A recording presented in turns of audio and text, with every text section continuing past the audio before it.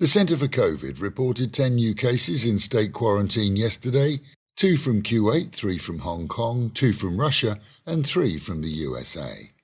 Ripples are becoming obvious in the education system as a whole after investigations into the large private school group where kindergarten children were abused by teachers has revealed 54 cases of alleged abuse within 10 of its schools. Worse, it's been reported that unqualified foreigners have been employed as teachers and that this issue alone is not unique to the school group under scrutiny.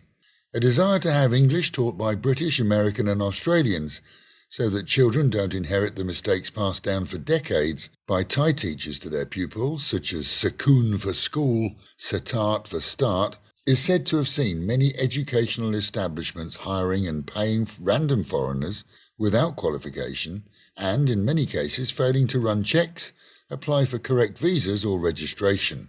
This week we'll see senior staff from the Sarasas school group summoned to acknowledge charges relating to violation of the Teachers Act.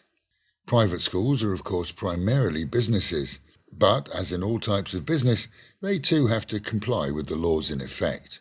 For non-qualified so-called teachers, their days may be limited, and we're told more and more are stepping back from classroom activity. Meanwhile at home and in Pattaya, and a grandmother who gambled beyond her means in illegal games is being investigated after claims by her daughter that she'd pimped out her grandchild, left in her care, to cover debts. The girl, listed as now 16 but likely 15, has been taken into care as the case against the old woman and at least 2 men is carried out. Locals at Maprachan Lake looked on yesterday as a 70-year-old man was recovered from the lake. He'd drowned while wading in water to fish. It's expected that he was drunk at the time. Emergency services were on the scene quickly, but it was some while before his body was located in the waters. Reservoir levels in the region are said to be critical right now after drying out completely in the last dry season. They're now at very, very low levels. Despite more rain expected, both the main supply lakes currently contain only enough for a few months. Last year saw water pressure cut back and areas cut off for days to save the wet stuff. Unless things change in the next few months, 2021 could see less supply even than this year. And finally, police in Isan have arrested an armed man with a grudge. He'd applied for a bank loan and been refused.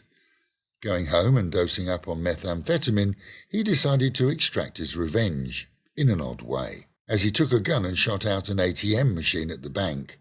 No one was hurt, he was arrested, and the machine will be replaced. And with the reminder, amidst masks and meters, wash your hands, wear a mask and keep social distancing. And the Met Office promising highs today of just 31 degrees, dropping down to 25, with a very good chance of storms at any time. That is the local and national news from Fab FM. For videos and of course to keep up with Fabulous Pattaya, visit alwayspattaya.com.